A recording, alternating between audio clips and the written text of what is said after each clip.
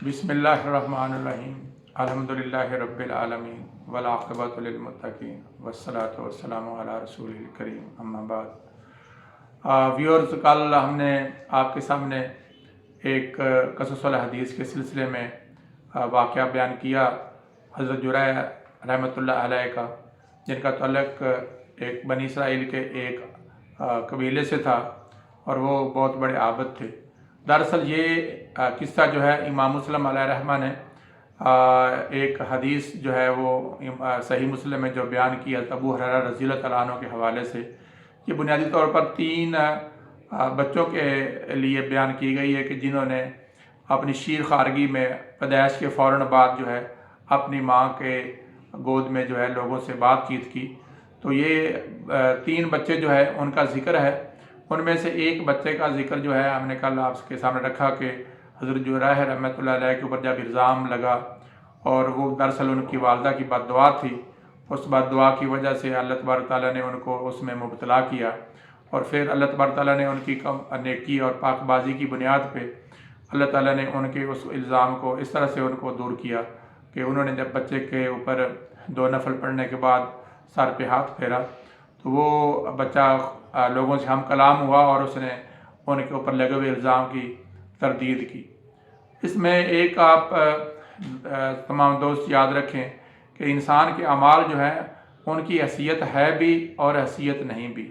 हज़रत जुरैह रहमतुल्लाह अलैह उन्होंने पूरी ज़िंदगी जो है अल्लाह ताला की फरमा बरदारी की, लेकिन एक जगह पे आके हकूक़ुल इबाद में मामूली सी उनसे गलती हुई और उस गलती की बुनियाद पे उनको अल्लाह ताला की तरफ से पकड़ हुई। उससे अलावा ये है कि माँ बाप जो हैं उनको भी जब बहुत बड़ी इंसान उनको ज़रूरत हो तो माँ बाप बड़ी जल्दी से बद्दुआ नहीं करते। वहाँ भी नज़र हमें आता है कि उनकी वालदा जो है ऐन मुमकिन है कि उनके लिए कोई ऐसा मसला हो जिसके लिए उनकी जो कोई ना कोई उनके लिए परेशानी बहुत ज़्यादा होगी जो उन्होंने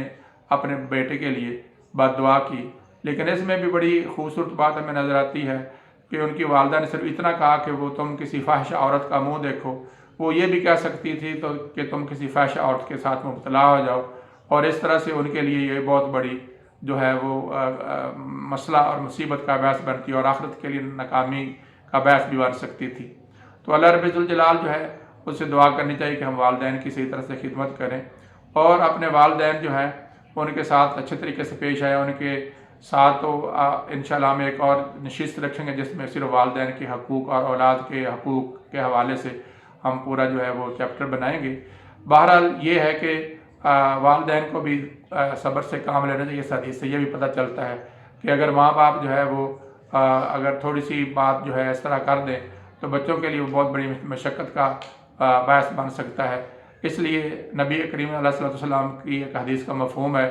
कि जब कभी भी तुम किसी के लिए लानत या फटकार या कोई ऐसी बात करते हो तो उससे बाज रहो। ऐन मुमकिन है कि वो कबूलियत का वक्त हो और उस वक्त में अगर तुम दुआ करते हो तुम्हारी दुआ कबूल होती, ना कि वो बद्दुआ जिससे तुम्हें कोई फ़ायदा हासिल नहीं होना। तो दोस्तों, आज इन 3 बच्चों का जैसा मैंने अभी जिक्र किया है हदीस शरीफ में आया है। पहला बच्चा जिसका हम जिक्र कर चुके हैं हज़रत जुरैह रहमतुल्लाह अलैह की गवाही के लिए, और दूसरा बच्चा जो है उसका जिक्र आज हम आपके सामने करेंगे। ये भी एक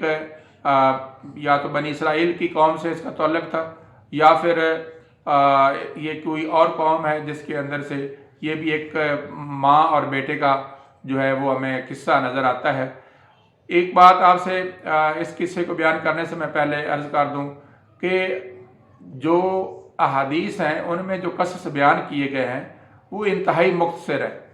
जो हम आपसे बात करते हैं वो उसको ज़रा एलेबोरेट करके उसको तशरीह के साथ बयान करते हैं और उसमें अल्फाज हमारे होते हैं, लेकिन अगर आप देखें तो कंटेंट वो हदीस का होता है। चुनांचे अगर किसी ने हदीस के सही अल्फाज को देखना हो तो वो जो मैंने इसका हवाला हदीस शरीफ का दिया है कि ये किताबुल बिर वस्सिला वल आदाब जो है इमाम मुस्लिम की सही हदीस सही मुस्लिम में मौजूद है, आप उसमें देख सकते हैं। वहाँ पे आपको ये वाक़या मुख्तसर नज़र आएगा, लेकिन इसके अंदर चूँकि कुछ चीज़ें ऐसी होती हैं जिनकी वजाहत ज़रूरी होती है। हदीस का जो मफ़हूम है बतौर एक दीन के तालिब इल्म के जो हमें समझ आता है वो आपके सामने रखते हैं। चुनांचे वो हमारे अल्फाज हैं, उसका नबी अलैहिस्सलाम के अल्फाज के साथ ताल्लुक़ नहीं है। البتہ وہ ان الفاظ کی انٹرپریٹیشن ہے، ان کی تشریح ہے۔ تو جناب یہ قصہ یوں ہے کہ ایک ذکر آتا ہے کہ روایت میں کہ ایک خاتون جو تھی اس نے اپنے بچے کو اپنی گود میں لیا ہوا تھا، تو گزر رہی تھی تو اس نے کیا دیکھا کہ ایک شخص جو ہے وہ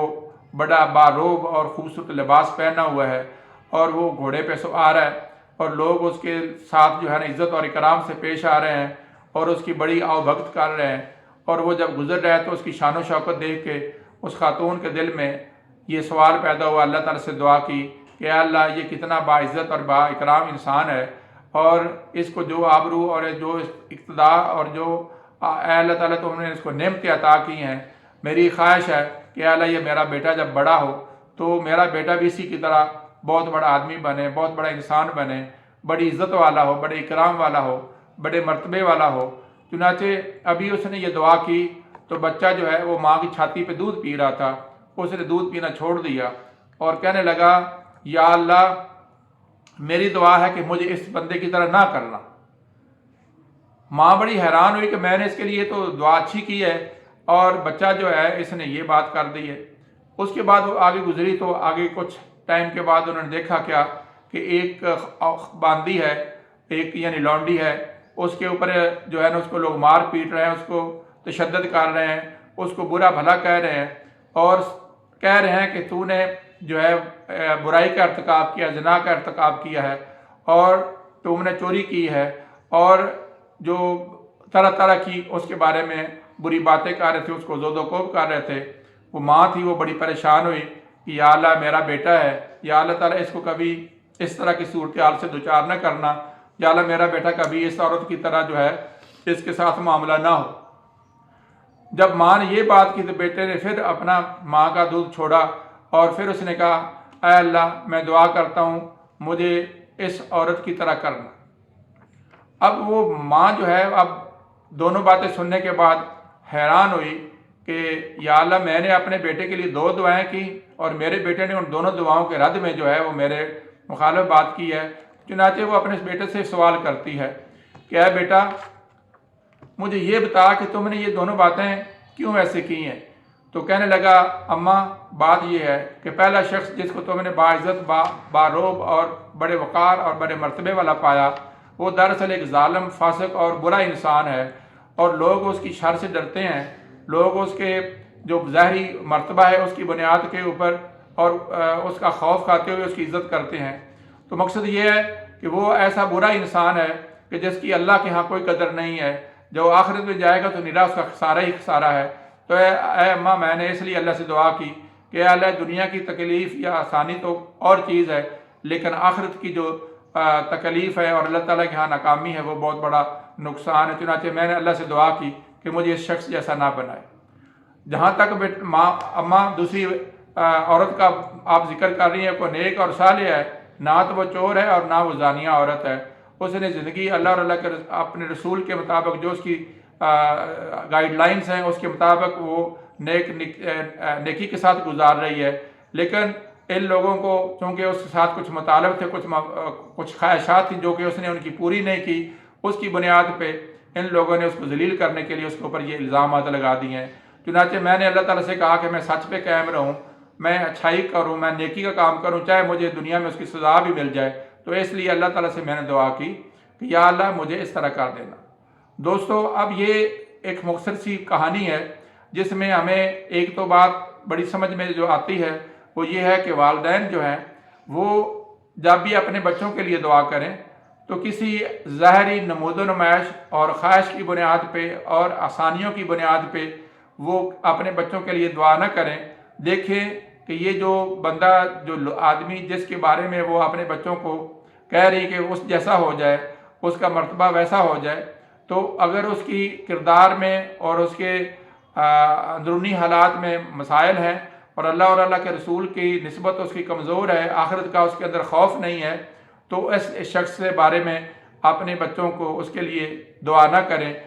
کہیں اس سے ان کا بچہ جو ہے وہ دنیا میں بھی نقصان کا باعث بنے اور آخرت میں بھی اپنا نقصان کر لے۔ دوسری بات یہ ہے کہ ظاہری اسباب کی بنیاد پہ کسی کے اوپر بدگمانی نہیں کرنی چاہیے۔ اگر کسی کے پاس کوئی کہا جائے کہ یہ فلاں ہے یہ فلاں ہے تو اس کی پوری کوشش کر لینی چاہیے کہ بھئی یہ واقعتاً ایسی کوئی بات ہے، اور اپنے بچوں کے لیے ایسی جگہ پہ جہاں پہ اگر کسی کو ظاہری طور پر نقصان ہو رہا ہو لیکن وہ اچھا انسان ہو تو آدمی اس وقت یہ نہ کہے کہ میرا بچہ ایسا نہ ہو۔ اس میں ایک اور بڑی بات یاد آتی ہے کہ یہ جو ہماری انسانوں کی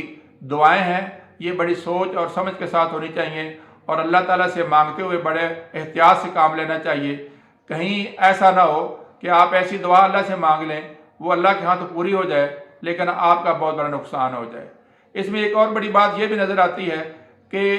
والدین جو ہیں اپنے بچوں کے لیے ہمیشہ بڑی اچھی خواہشات رکھتے ہیں، لیکن اچھی خواہشات کا مطلب یہ نہیں ہے کہ وہ اس کے بارے میں اللہ اور اللہ کے رسول کے احکامات کے معاملات کو بھول جائیں۔ اس طرح سے بچہ جو ہے وہ جس نے اپنے والدہ سے اختلاف کیا وہ یہی نظر آ رہا ہے، اور اس سے ایک اور بڑی بات نظر آتی ہے کہ وہ بچہ بھی غیر معمولی نوعیت کا ہوگا اور اس کی والدہ بھی غیر معمولی نوعیت کی ہوگی، لیکن اس کے باوجود ہم دیکھیں کہ اگر اتنے نیک انسان، ایک ایسی نیک عورت جو ہے اس کا معاملہ جو ہے وہ اتنا اس سے کمی کمزوری ہو سکتی ہے، تو آج جو ہم اللہ اور اللہ کے رسول کے طریقے سے ہی ہٹے ہوئے ہیں تو ہماری دعاؤں کا کیا معاملہ ہوگا؟ جو اللہ تعالیٰ سے ہم مانگتے ہیں وہ کیا ہم اپنے لیے خیر مانگتے ہیں؟ اس لیے آپ حیران ہوں گے کہ نبی علیہ الصلوۃ والسلام نے فرمایا کہ بھئی آپ جب کبھی بھی کسی کے لیے بد دعا کرو یا لعنت بھیجو، اس سے بہتر ہے کہ تم اللہ تعالیٰ سے کوئی ایسی دعا کر لو جو تمہارے لیے فائدہ مند ہو، تاکہ اچھا مانگو گے تو اچھا مانگنے سے آپ کی اپنی آسانی ہوگی۔ اس لیے اس طرح سے نبی صلی اللہ علیہ وسلم نے آپ کی دائمی دعا کہی جاتی ہے، ربنا آتنا فی الدنیا حسنہ وفی الآخرۃ حسنہ وقنا عذاب النار۔ یہ بہت خوبصورت دعا ہے جس میں انسان جو ہے اللہ تعالیٰ سے، یا اس طرح سے انسان کہہ سکتا ہے کہ یا اللہ یہ جو میں مانگ رہا ہوں اس میں اگر شرور ہیں، اس میں اگر کوتاہیاں ہیں، میری نظر کا دھوکہ ہے تو اے اللہ یہ کبھی مجھے عطا نہ کر، اور اگر یہ میرے ساتھ بھلائی والا معاملہ ہے تو وہ مجھے بھلائی والا معاملہ عطا کر۔ چنانچہ اس طرح سے اگر ہم ایک چیز برائی جس کو محسوس کر رہے ہوں تو اے اللہ یہ چیز بظاہر مجھے بری لگ رہی ہے لیکن اے اللہ اگر یہ میرے لیے اچھی ہے تو اس کو خیر کے ساتھ مجھے عطا کر۔ تو اس لیے دوستو اپنی دعاؤں کو اپنے والدین کے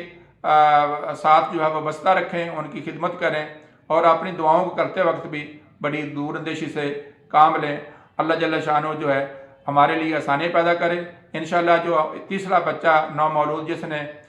دنیا میں اپنی ماں کی گود میں کلام کیا، وہ انشاءاللہ ہم اگلی نشست میں اس کا ذکر کریں گے۔ وما علینا الا البلاغ۔